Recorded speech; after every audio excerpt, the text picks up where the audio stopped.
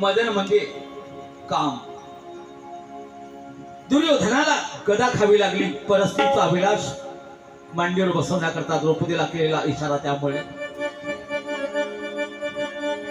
भीमाची गदा त्या ठिकाणी लागली. म्हणून परस्त्रीला पापी नजरेनं कधीही बघू नये. मातृशक्ती आहे ती. तिच्या शरणारविंदी नतमस्तकच होत राहावं. भीमाच्या गदेनं दारात पडलेला दुर्योधन अश्वत्थामाला सूत्र सोपवतो युद्धाचे. अश्वत्थामा अपरात्री द्रौपदीच्या 5 झोपलेल्या लेकराला कथाकच कापतो.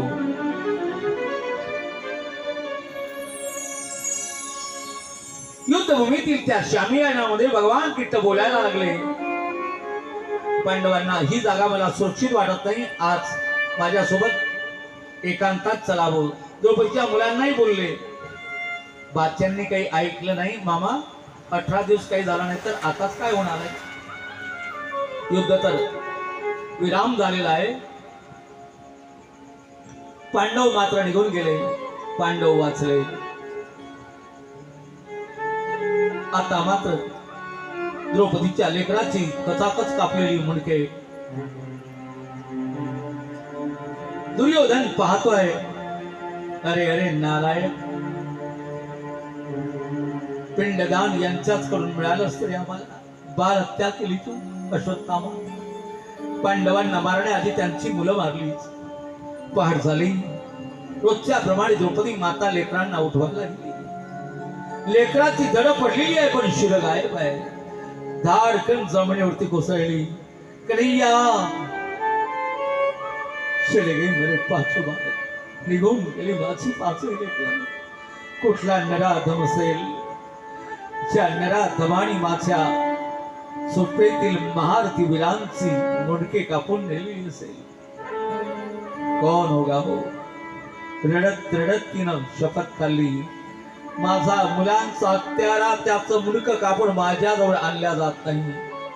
आणि त्या मुंडक्यावर बसून जेपर्यंत मी आंघोळ करणार नाही तेपर्यंत माझ्या लेकराच्या मरणाच्या सुटकातून मी निवृत्त होणार नाही. पहाट झाली. रडणाऱ्या द्रौपदीजवळ पांडवाचे कृष्ण पोहोचले.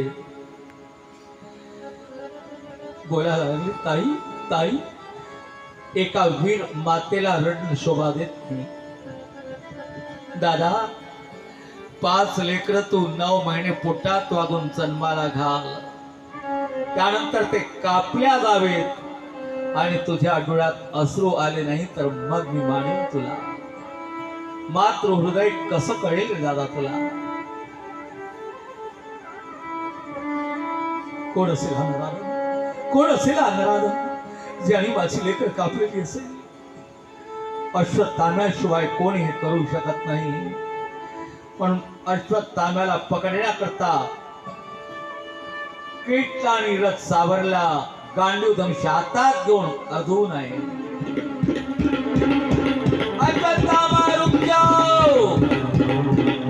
अश्वत्थाम्याला पकडलेला आहे. द्रौपदीला पुढे आणला. ब्राह्मण आहे आतताई असल्यामुळे त्याचा अपमान हेच त्याला मरण आहे. कापण्याकरता सरसावले.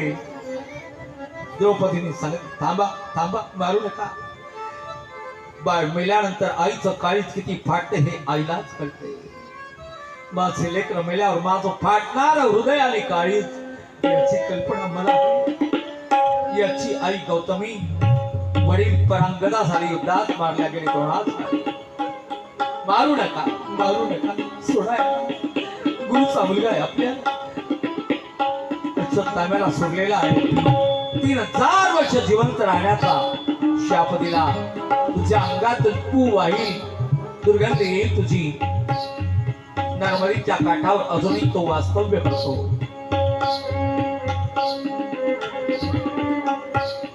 हस्तिनापुरात धर्मराजाला राज्य मिळालं. भीष्माचार्याचा उद्धार झाला. परीक्षितीचा जन्म झाला. भगवंत द्वारकेला आले. द्वारकेहून पुन्हा परत आले. परीक्षितीला आशीर्वाद दिला. परत द्वारकेला आले. 7 दिवसात द्वारका डुबणार आहे. ब्राह्मण शाप दुर्वाजी करून मिळाला. भगवंत निजधामाला निघून गेले. नाटक केलं. ते पंढरीत पोहोचले. विठ्ठलाच्या स्वरूपामध्ये परत आले. अर्जुन परत आला. म्लान चेहरा बघितला. भगवंताच्या निधामाची वार्ता धर्मराजाला सांगितली. परीक्षितीला राज्याभिषेक झाला. पांडव स्वर्गाला निघून गेले. कथा मोठी आहे पण वेळ संपलेली. परीक्षिती राजा झाला. शिकार करण्याकरता जातो. त्यावेळेला एक पुरुष काळा असलेला एका गायीला निर्दयीपणाने मारतो. गाय रडते आहे. ती पृथ्वी माता. एक बैल त्याचे 3 पाय कापल्या गेलेले आहेत. एका पायावरती तो उभा आहे. त्याने परिचय दिला, मी धर्म आहे. सत्य, दया, तप आणि शौच. धर्माला 4 पाय असतात. त्यातला 70 रुपये पाय थोडा शिल्लक राहिला. 3 पाय कापल्या गेले. मारणाऱ्या काय अकुंठ पुरुषाचा परिचय घेतला. मी कली आहे. निघून जाऊ मेरी राष्ट्र से. महाराज, समुद्र वलयांकित पृथ्वीचे तुम्ही राजे आहात. मला राहण्याकरता स्थान द्या. हिंसा होत असेल त्या ठिकाणी राहा. चोरी होत असेल त्या ठिकाणी राहा. जुगार खेळल्या जात असेल त्या ठिकाणी राहा. व्यभिचार केल्या जात असेल आणि हिंसा होत असेल त्या ठिकाणी राहा. सर्व अपवित्र स्थान दिली. एक तरी पवित्र स्थान चोरीच्या सोन्यात राहा. पांडवांच्या तिजोरीत जरासंधाचा मुकुट आहे. तिजोरी उघडून येत नव्हती. आई उघडली. रत्नजडित सुंदर मुकुट बघितला आणि डोक्यात घातला. शिकार करायला गेले. तहान लागली म्हणून शमी ऋषीच्या आश्रमात आले. झाकी आणा, झाकी आणा. तहानलेला राजा पाणी पिण्याकरता ऋषी आश्रमात आला. काय करावं काही कळत नव्हतं. राज आश्रयावर ऋषींचे आश्रम चालतात.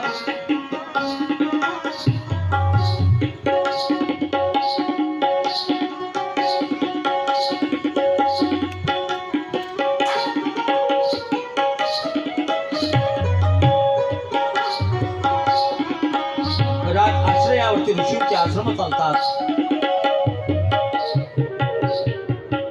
सर्व राजांना मी आधार देतो. पण दुर्दैव आहे, शिकार करून करून मी थकलेला. तुझे आक्रांत झालो. अति ताण लागले. माझ्या राजमहालात येतात त्यावेळेला मी यांचा सन्मान करतो. आज यांच्या आश्रमात मी आलो तर मला पाणी पाजत नाही.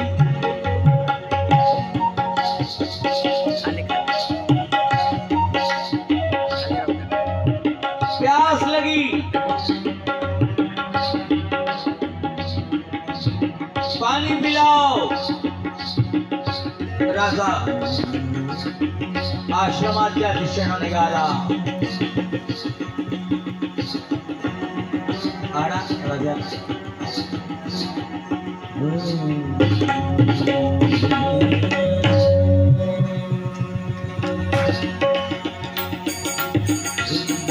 शिकार करून करून थकलेला राजा आश्रमाच्या दिशेने येतो. ये लवकर ये.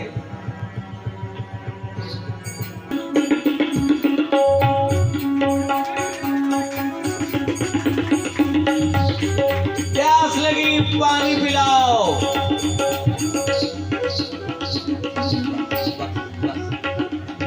प्यास लगी पाणी पिलाओ. पाणी पाजा, मला तहान लागलेली आहे.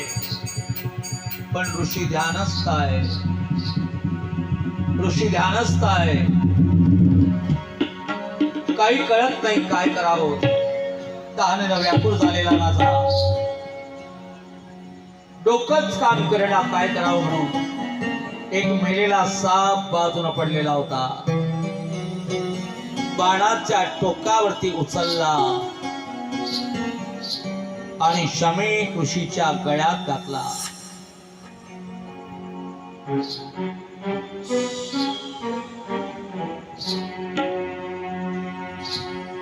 फिरता फिरता वैतागलेला राजा शमी ऋषीच्या आश्रमातून आपल्या राजमहालात आला.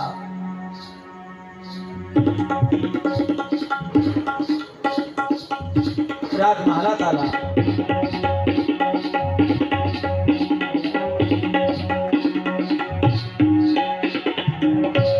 डोक्यातील मुकुट काढला आणि जसा मुकुट काढला तशी सर्वती जागी झाली. दुसऱ्याचे कपडे घातले म्हणजे माणसाला त्या माणसाची दुर्गती आपल्यात येते. जरा संघाचा मुकुट होता, जरा संघ नालायक होता.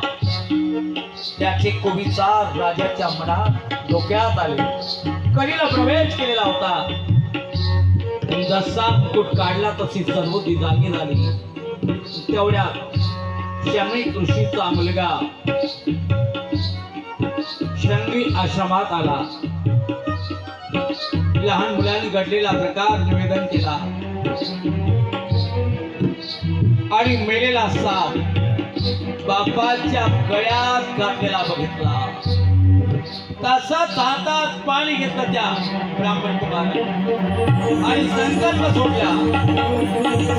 त्या कोणी माझ्या बापाच्या गळ्यात मेलेला साप घातलेला असेल, त्या सापाचा पूर्वज आजपासून 7 दिवसाच्या संध्याकाळी त्याला डाऊन करून तो मरेल.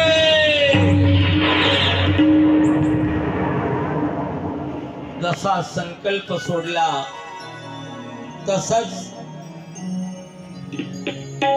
थोड्या वेळाने ऋषीची समाधी उतरली आणि आपल्या दिव्य आत्मनजरेने पाहिलं. मुलाने तर शाप दिला, पण कोण असेल हा धर्मात्मा? त्यांच्या हातून ही चूक झाली. पाहिलं, अरे अरे धर्मात्मा राजा परिचिती आहे. बाळा, एका अधिकार संपन्न निष्पाप व्यक्ती तुझ्या शापाला कारण ठरला रे. बाळा, कोणाच्या तरी हाताने निरोप दे. राजा धर्मात्मा आहे. शृंगी ऋषीचा मित्र आला आणि मित्राच्या माध्यमातून राजाला कळवलं, राजन, आजपासून 7 दिवसाच्या संध्याकाळी तो मरणार आहे. राजाला आनंद झाला. जन्मेजय त्यांचा मुलगा, त्याला राज्यपद दिलं आणि गंगेच्या काठावर राजा योग पोचलेला आहे. गंगेच्या काठावर बरं येणे सौभाग्याचं लक्षण आहे. श्री गंगा जी का तट हो, ला जमुना का बंसीवट हो, मेरा सावरा निकट हो, जब प्राण तन से निकले. ज्याने एकच प्रश्न सगळ्यांना विचारावा, मरण जवळ आलं तर काय करावं? कोणी उत्तर देईना या प्रश्नाचं उत्तर शुकदेवाच्या मुखातून ऐकायचं आहे आणि शुकदेवाचं आगमन झालं जय जयकार केला सगळ्यांनी आपणही करू शुकदेवजी महाराज की जय शुकदेवजी महाराज की जय शुकदेवजी महाराज की जय बस राजाने प्रश्न विचारला मरण जवळ आलं तर काय करावं किती दिवस आहे राजा 7 दिवसाचा कालावधी आहे मला तुला 7 मिनिटात मुक्ती देतो अरे राजा खट्टवांगाला एकाच तासात मुक्ती मिळाली 1 तास उरला